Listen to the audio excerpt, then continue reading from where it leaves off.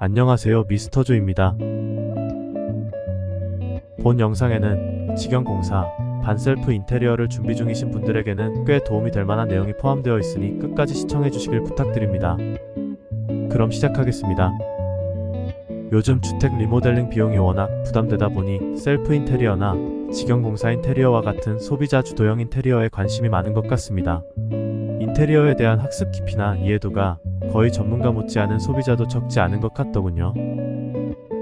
사실 인테리어에 대한 시공 정보는 온라인상에 널려 있고 단순 계산상으로도 몇천만 원은 쉽게 절약할 수 있을 것 같은 기대감에 셀프 리모델링이나 직영 공사 인테리어 방식을 한 번쯤은 고민하게 됩니다.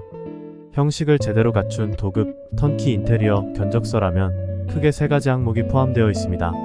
자재비와 시공품 그리고 인테리어 회사의 마진이죠. 자재에 대한 정보는 이미 많이 노출되어 있으므로 소비자들은 인테리어 회사가 가져가는 마진을 아끼기 위해서 시간과 노력을 투자하고 있는 셈입니다. 하지만 가장 중요한 대목에서 많은 직영공사 인테리어 소비자들이 놓치고 있거나 간과하고 있는 부분이 있었습니다. 바로 업체나 기술자의 시공 품질과 신뢰도입니다. 유명 세링 카페에서 우연히 흥미있는 질문의 글을 발견하였습니다. 인테리어 업자나 기술자 중 과연 양심적인 곳이 몇 %나 될까요? 대충 이런 내용의 글이었습니다. 곧 수많은 댓글이 달렸고 답변을 얼추 종합해보니 통 크게 잡아도 긍정적인 댓글이 10%를 한참 밑돌았습니다.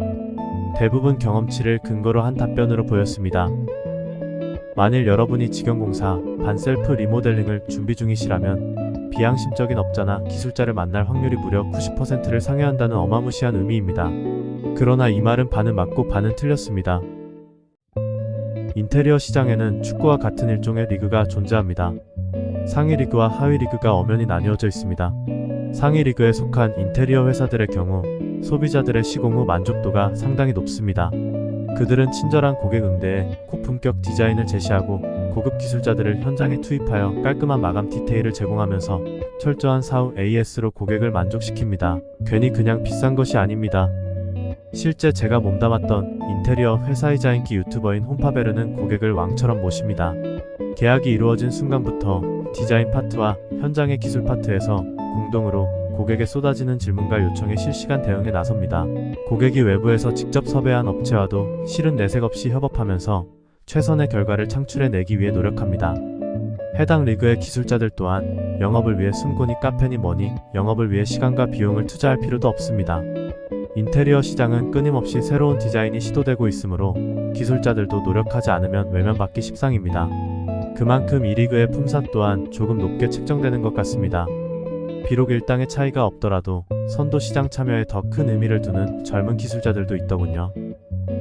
타일 시공 현장에 참여하면서 경험한 바로는 상위 리그에 정착하지 못한 기술자들도 중간 리그 인테리어 회사들의 현장일지언정 그래도 속 편히 작업한다고 볼 수 있습니다.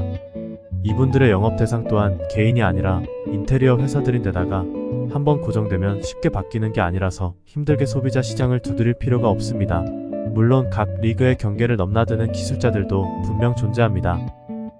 그럼 반셀프, 직영공사 방식의 인테리어를 준비 중이신 소비자들은 어느 리그에서 공종별 업체나 기술자들을 찾고 있을까요?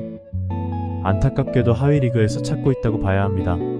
카페에 많은 불만 후기와 하자에 관한 글들이 이를 여실히 증명해주고 있다고 봅니다. 승고가 괜히 숨은 고수가 아닙니다. 저는 역설적으로 그만큼 실력과 인성을 고루 갖춘 고수를 찾기 힘든 리그에 참여하고 있다는 것을 반증하는 의미로 해석합니다. 물론 이 리그에서도 보석 같은 기술자가 분명 존재합니다. 삶의 철학이나 목표가 각자 다를 수 있고 중상위 리그에서 생존하기 위한 자기 개발의 부담과 스트레스도 만만치 않거든요. 게다가 상위 리그로 나아가기 위해 노력 중인 분들도 계실 겁니다. 지극히 소비자 입장에서 주관적입니다만 제가 이 시장에서 발견한 가장 심각한 문제점은 기술의 차이 이전에 바로 상도덕이었습니다.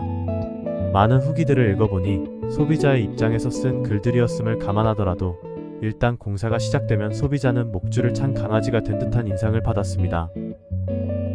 리모델링이 끝나고 소비자 손에 쥐어진 최종 계산서는 애당초 인테리어 회사의 도급으로 맡긴 것과 별반 다를 바 없고 상상했던 품질과는 동떨어진 실망스러운 결과물만 현실이 됩니다.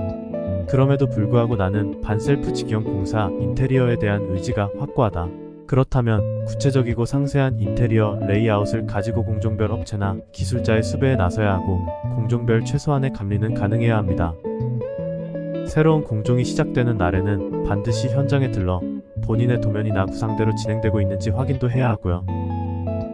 뭔가 다르게 진행되고 있다고 느낄 때는 업체나 기술자와 의견의 차이를 현장에서 즉시 그리고 단호하게 좁힐 수 있어야 합니다. 실제로 직영공사, 반셀프 인테리어 성공 후기를 올린 분들의 공통점은 정보 수집, 사전학습, 돌발 변수에 대한 대처 능력 등등 하나같이 능력자들이었습니다. 사실 업체나 기술자들 입장에서도 비용과 직결되는 주요 시공 포인터에 대해서는 공사 시작 전에 짚고 넘어가야 하는데 비전문가인 소비자들은 설명해도 이해가 힘든 부분이 있다 보니 견적은 대충 싸게 내고 일단 공사를 시작하고 보자는 이상한 관행이 생겨났을 수도 있겠습니다. 상위 인테리어 회사와 중위 인테리어 회사의 차이점은 바로 감리의 차이입니다. 시공 현장의 기술자들을 리드하는 감리와 따라가는 감리의 차이죠. 결국 이는 마감 디테일의 차이로 확연히 드러나게 됩니다. 하위 인테리어 회사, 동네 지물포는 기술자를 섭외하여 일정에 맞추어 현장에 배치하는 일만 수행합니다. 인력사무소와 별반 다를 게 없습니다. 감리가 현장을 주도할수록 고급 인테리어 시장이고 시장의 급이 내려갈수록 감리의 역할이 작아지거나 아예 없습니다. 고급 인테리어 시장에서는 인력 이동이 적고 기술자들이 인테리어 회사의 시공 매뉴얼에 익숙해져 있으므로 마감의 퀄러티가 일정하게 나옵니다. 하지만 반셀의 경우 특정 공종에서 속된 말로 개판을 쳐놓으면 다음 공정들이 고스란히 영향을 받습니다. 도급, 턴키로 인테리어를 맡길 경우 업체와의 갈등을 줄일 수 있는 최소한의 대책을 몇 가지 정리해보았습니다. 1. 상담 중인 회사와 계약할 회사의 일치 여부 확인. 2. 계약한 회사의 실내 건축공사업 면허 취득 여부 확인. 3. 브랜드명까지 들어간 자재 사양이 명시된 구체적인 견적. 4. 요건을 갖춘 표준계약서 작성. 5. 계약 후 추가금 발생 시 이에 대한 가이드라인 사전 합의. 참고로 업체의 신용도에 따라 예치금의 차이가 있지만 면허 신규 취득 시 공제조합의 출자 예치한 약 5천만 원은 분쟁이 발생하면 소비자 보호에 사용됩니다. 인테리어 회사도 계약 가능성에 대한 어느 정도 확신이 서야지만 꼼꼼한 견적서 작성에 시간과 노동을 투자할 것이므로 무분별한 견적 요청에는 성실히 응하지 않고 형식적인 응대에 그칠 가능성이 아주 대단히 높습니다.